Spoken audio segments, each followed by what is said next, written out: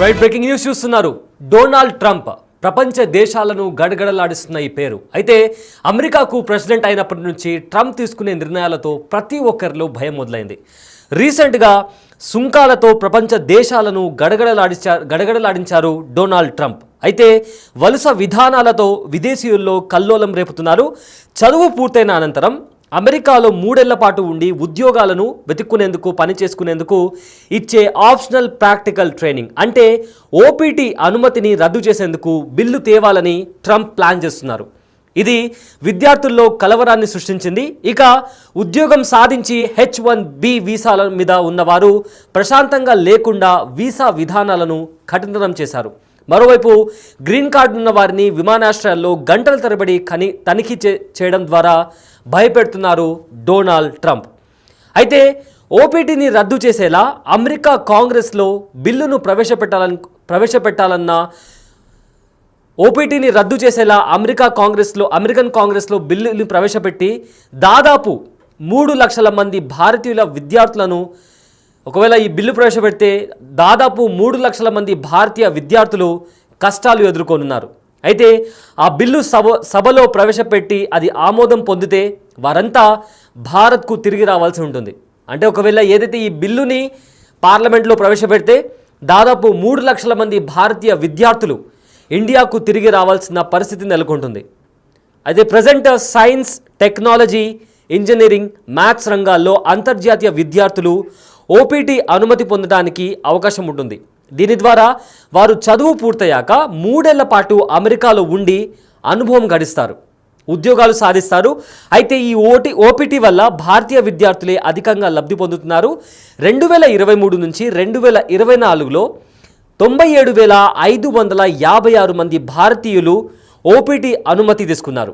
అంతకుముందు ఆర్థిక సంవత్సరంలో పోలిస్తే ఇది 41% ఎక్కువ. ఒకవేళ ఓపీటీ రద్దు బిల్లుతో చదువు పూర్తయిన వెంటనే విద్యార్థులంతా అమెరికాను వదిలి ఇండియాకు రావాల్సి వస్తుంది. దీనివల్ల వారి కెరియర్ దెబ్బతినడంతో పాటు వారికి ఫినాన్షియల్గా ఎన్నో ప్రాబ్లమ్స్ వాళ్ళు ఫేస్ చేయాల్సి ఉంటుంది. సో చాలామంది విద్యార్థులు ఓపీటీ కాలంలోనే తమ చదువు పూర్తి చేసుకోవడంతో పాటు ఆ చదువు పైన వాళ్ళు తీసుకున్న లోన్ని కూడా క్లియర్ చేసుకునే ప్లానింగ్ చేసుకుంటూ, అంటే పార్ట్ టైం జాబ్ చేసి వాళ్ళు తీసుకున్న ఇండియాలో వాళ్ళు ఏదైతే లోన్ తీసుకున్నారో ఆ లోన్ని కూడా క్లియర్ చేసేలాగా వాళ్ళు పార్ట్ టైం జాబ్ చేస్తూ అమెరికాలోనే ఆల్మోస్ట్ 3 ఇయర్స్ అక్కడే ఉంటారు. సో ఒకవేళ ఈ బిల్లు ఆమోదం పొందితే ఎవరైతే భారతీయ విద్యార్థులు ఉద్యోగ అవకాశాల కోసం అమెరికాలోనే ఉంటున్నారో ఆ ఛాన్సెస్ వాళ్లకు ఆల్మోస్ట్ లేనట్లే అవుతుంది. అంటే వాళ్ళు ఖచ్చితంగా వాళ్ళ చదువు పూర్తయిన తర్వాత ఎలాంటి ఉద్యోగం లేకుండా వాళ్ళు ఖచ్చితంగా ఇండియాకి తిరిగి రావాల్సి ఉంటుంది. సో ఈ నేపథ్యంలో వాళ్ళు ఏవైతే లోన్స్ తీసుకున్నారో ఆ లోన్స్ క్లియర్ చేసుకునే అవకాశం వాళ్ళకి లేకుండా పోతుంది. అంతేకాకుండా ఎవరైతే వీళ్ళందరూ జాబ్స్ లేకుండా తిరిగి ఇండియాకి రావాల్సి ఉంటుంది. సో అయితే కెనడా, యూరోప్ దేశాల్లో కూడా అవకాశాలు ఉంటే అక్కడికి వెళ్తారు. బట్ ఆల్మోస్ట్ అక్కడ కూడా చాలామంది ఇండియన్స్ ఉన్నారు. సో అక్కడికి వెళ్ళి మళ్ళీ అక్కడ ఉద్యోగాలు వెతుక్కోవాల్సిన పరిస్థితి ఉంటుంది. సో అక్కడికి వెళ్ళాలంటే మళ్ళీ ఇంకా ఎక్కువ డబ్బులు ఖర్చు అవుతాయి. సో ఈ బిల్లు ఆమోదం పొందుతుంది అని ఒక చర్చ మొదలైనప్పటి నుంచి ఎవరైతే ఇండియన్ స్టూడెంట్స్ అమెరికాలో ఉన్నారో వాళ్ళందరిలో ఒక భయం మొదలైంది. సో బిల్లు ప్రభావం తమ పైన పడుతుందని అమెరికా యూనివర్సిటీలో ఉన్న విద్యార్థులందరూ ఆవేదన చెందుతున్నారు. అయితే విదేశీ విద్యార్థుల సంఖ్య తగ్గొచ్చు. ఎవరైతే ఈ యూనివర్సిటీ వాళ్ళు ఉన్నారో ఒకవేళ ఈ బిల్లు ఆమోదం పొందితే సో ఇంటర్నేషనల్ యూనివర్సిటీస్లో ఫారిన్ కంట్రీస్ నుంచి వచ్చే స్టూడెంట్స్ల సంఖ్య కూడా తగ్గొచ్చని చెప్పి ఇంటర్నేషనల్ యూనివర్సిటీస్లో కూడా ఒక భయం అనేది మొదలైంది. సో ఓవరాల్గా ఇంకో H-1B వీసాల గురించి కూడా ఒక భయం మొదలైంది. H-1B వీసాలపైన అమెరికాలో ఉద్యోగాలు చేస్తున్న వారిలో కూడా ఒక కైండ్ ఆఫ్ భయం అనేది స్టార్ట్ అయింది. ఎందుకంటే దేశం దాటితే మళ్ళీ తిరిగి రావడానికి పర్మిషన్ ఇస్తారా అన్న భయం కూడా వాళ్ళలో స్టార్ట్ అయింది. అదేవిధంగా సిలికాన్ వ్యాలీలో ప్రముఖ కంపెనీలన్నీ తమ ఉద్యోగులను దేశం విడిచి వెళ్ళొద్దని ఇప్పటికే సజెషన్స్ ఇస్తున్నారు. ఎందుకంటే వన్స్ అమెరికా దాటి మీరు మీ దేశానికి వెళ్ళిపోయిన తర్వాత మళ్ళీ రిటర్న్ మిమ్మల్ని రావడానికి మీకు పర్మిషన్ ఉంటుందా లేదా అని ఖచ్చితంగా చెప్పలేము. అందుకే ఎవరైతే ఇక్కడ ఉద్యోగాలు చేస్తున్నారో దయచేసి మీరు దేశం వదిలి వెళ్ళొద్దు అని చెప్పి కూడా ఇప్పటికే వాళ్ళు చెప్తున్నటువంటి పరిస్థితి చాలా క్లియర్గా కనిపిస్తుంది. అయితే సిలికాన్ వ్యాలీలో ఈ మైక్రోసాఫ్ట్, గూగుల్, అమెజాన్ వంటి అన్ని టాప్ టెక్ కంపెనీస్ ఏవైతే ఉన్నాయో తమ విదేశీ ఎంప్లాయీస్ ఎవరైతే ఉన్నాయో వాళ్లకు హెచ్చరికలు జారీ చేస్తున్నాయి. ఒక్కసారి దేశం వదిలి బయటకు వెళ్తే మళ్ళీ రావడం కష్టమే అని చెప్పి ఆ కంపెనీలన్నీ తేల్చి చెప్తున్నటువంటి పరిస్థితి చాలా క్లియర్గా కనిపిస్తుంది. సో దీంతో అమెరికాలో అత్యధికంగా ఉన్న భారతీయ H1B వీసాదారులు ఎవరైతే ఉన్నారో వాళ్ళందరిలో ఒక కైండ్ ఆఫ్ భయం కనిపిస్తుంది. సో అంతేకాకుండా గ్రీన్ కార్డుల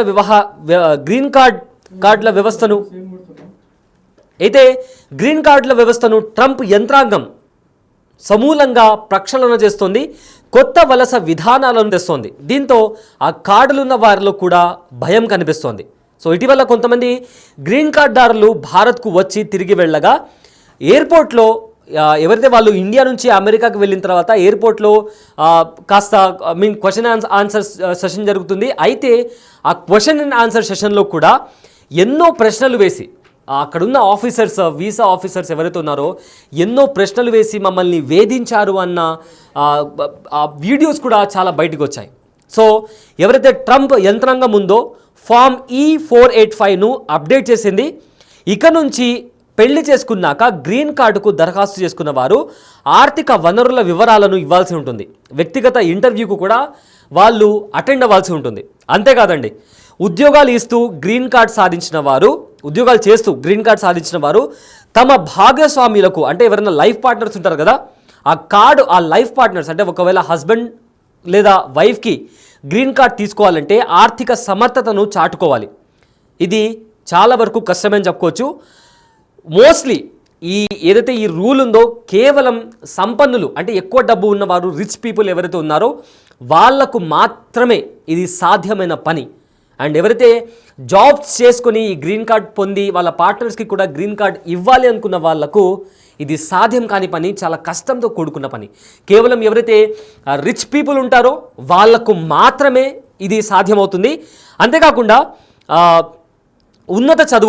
ఎవరైతే ఉన్నత చదువుల కోసం వెళ్ళిన వారు కావచ్చు, లేదా వృత్తికి సంబంధించిన ధృవీకరణ పత్రాలు, నైపుణ్యాలకు సంబంధించిన వివరాలను కూడా వాళ్లకు సబ్మిట్ చేయాల్సి ఉంటుంది. అంతేకాకుండా పెళ్లి చేసుకున్నాక ఎవరైతే పార్ట్నర్ ఉన్నారో వాళ్ళ కోసం గ్రీన్ కార్డుకు దరఖాస్తు చేసుకుంటే వైవాహిక బంధానికి ఏవైతే మ్యారేజ్కి సంబంధించి ఏవైతే సర్టిఫికేట్స్ ఉంటాయో దాన్ని కూడా ప్రూఫ్ చేసుకోవాలి. అండ్ దాంతోపాటు పర్సనల్ ఇంటర్వ్యూకు కూడా తప్పకుండా హాజరు కావాల్సిన అవసరం ఉంది. ఇందుకోసం ఎవరైతే కపుల్స్ ఉన్నారో ఉమ్మడి ఆర్థిక వనరులను చూపించాలి. అయితే ఇద్దరికి సంబంధించిన ఫినాన్షియల్ ఏదైతే ఉన్నాయో అవి కూడా సబ్మిట్ చేయాలి. దాని తర్వాత ఉమ్మడిగా తీసుకున్న ఇంటి పత్రాలను అందించాలి. దానికి సంబంధించిన పెళ్లి ఫోటోలను కూడా సబ్మిట్ చేయాల్సి ఉంటుంది. సో ఈ రకంగా ఎన్నో కఠినతరమైన రూల్స్ని అమెరికన్ ప్రెసిడెంట్ డొనాల్డ్ ట్రంప్ తీసుకొని వస్తున్నారు. అయితే ఇది ఎందుకు తీసుకొస్తున్నారు అని ఒక క్వశ్చన్ రైజ్ అయినప్పుడు అమెరికా నుంచి వస్తున్న ఒకే ఒక ఆన్సర్, మోసాలను గుర్తించేందుకే ఇవన్నీ తీసుకొస్తున్నామని చెప్పి కూడా వాళ్ళు చెప్పడం జరుగుతుంది. అయితే వలస విధానాల కఠిన నిబంధనలను అమెరికా పౌర వలస సేవల విభాగం సమర్థించుకుంది. సో అంతేకాకుండా మోసాలను గుర్తించేందుకు వ్యవస్థలను బలోపేతం చేస్తామని ఆ సంస్థ అధికారిక ప్రతినిధి ఒకరు చాలా క్లియర్గా చెప్పడం జరిగింది. అదేవిధంగా వలస కోసం జరిగే దొంగ వీసా ప్రయత్నాలను, దొంగ వివాహాలను దీనివల్ల గుర్తించగలుగుతామని చెప్పి కూడా ఈ అమెరికన్ అధికారులు అఫీషియల్గా వాళ్ళు చెప్పడం జరిగింది. సో అమెరికన్ ప్రెసిడెంట్ ఎప్పుడైతే ప్రెసిడెంట్గా అయ్యారో అప్పటి నుంచి ఆయన తీసుకున్న నిర్ణయాలతో ప్రపంచంలో ఉన్న ప్రతి ఒక్కరికి ఒక కైండ్ ఆఫ్ భయం మొదలైంది. రీసెంట్గా సుంకాలపై, టారిఫ్లపై ఆయన తీసుకున్న నిర్ణయం ప్రపంచ దేశాలను గడగడలాడిస్తుంటే ఇప్పుడు ప్రజెంట్ వలస విధానాలతో విదేశీయుల్లో కూడా కల్లోలం రేపుతున్నారు డొనాల్డ్ ట్రంప్. సో మీరు చూసిన బ్రేకింగ్ న్యూస్ ఏదైతే ఉందో, చదువు పూర్తయిన అనంతరం అమెరికాలో 3 ఏళ్ల పాటు ఉండి ఉద్యోగాలను వెతుక్కునేందుకు అండ్ ఆల్సో జాబ్ చేసుకునేందుకు ఇచ్చే ఆప్షనల్ ప్రాక్టికల్ ట్రైనింగ్ OPT, దీనికి సంబంధించిన పర్మిషన్ని రద్దు చేసేందుకు ఒక బిల్లుని తేవాలని చెప్పి ప్రజెంట్ ట్రంప్ సర్కార్ ప్లాన్ చేస్తుంది. అయితే ఒకవేళ ఈ బిల్ ఆమోదం పొందితే ఎవరైతే స్టూడెంట్స్ చదువు పూర్తి చేసుకొని పార్ట్ టైం జాబ్స్ చేస్తూ ఇండియాలో లోన్ తీసుకొని ఆ లోన్ క్లియర్ చేయడానికి ఏదైతే వాళ్ళకు ఆ 3 months ఆఫ్ బఫర్ పీరియడ్ ఉందో, ఈ బిల్లుతో ఆ బఫర్ పీరియడ్ వాళ్ళకు ఉండదు. సో ఒకవేళ ఈ బిల్లు ఆమోదం పొందితే ఆల్మోస్ట్ 3 లక్షల మంది విద్యార్థులు, అమెరికాలో చదువుతున్న 3 లక్షల మంది ఇండియన్ స్టూడెంట్స్ తిరిగి ఇండియాకి రావాల్సిన పరిస్థితి నెలకొంటుంది. ఒకవేళ అలా తిరిగి వస్తే వాళ్ళ ఆర్థిక పరిస్థితి దెబ్బతింటుంది. అండ్ ఆల్సో ఒకవేళ వాళ్ళు ఇండియాకి వచ్చి వాళ్ళు జాబ్స్ వెతుక్కోవాలన్నా కూడా వాళ్ళకు చాలా సమయం పడుతుంది. ఒకవేళ వాళ్ళు ఈ కెనడానో లేదా వేరే కంట్రీకి వెళ్ళాలని కూడా మళ్ళీ అది కూడా ఖర్చుతో కూడుకున్న పని. సో ఏదో ఇప్పుడు ఈ ఓపీటీని రద్దు చేస్తాము అని చెప్పినప్పటి నుంచి ఇటు అమెరికన్ ఇంటర్నేషనల్ యూనివర్సిటీస్లో, అదేవిధంగా అందులో చదువుతున్న ఫారిన్ స్టూడెంట్స్లో కూడా ఒక కైండ్ ఆఫ్ భయం మొదలైంది. ఎందుకంటే ఈ ఓపీటీ అనేది ఒకవేళ ఆ బిల్లు ఓపీటీని క్యాన్సిల్ చేస్తే, ఆ బిల్లు ఆమోదం పొందితే యూనివర్సిటీస్లో స్టూడెంట్స్ల సంఖ్య తగ్గుతుంది అనే ఒక భయం అటు యూనివర్సిటీస్లో స్టార్ట్ అయింది. అండ్ ఆల్సో స్టూడెంట్స్ ఎవరైతే ఉన్నారో వాళ్ళు అమెరికాలో ఉన్న స్టూడెంట్స్ తిరిగి వాళ్ళ ఎవరైతే ఓన్ కంట్రీ ఉందో ఆ కంట్రీకి వెళ్ళాల్సి వస్తుంది. దాని ద్వారా వాళ్ళ ఆర్థిక ఇబ్బందులు వాళ్ళు ఫేస్ చేయాల్సి ఉంటుంది, ఫినాన్షియల్ ప్రాబ్లమ్స్ వాళ్ళు ఫేస్ చేయాల్సి ఉంటుంది.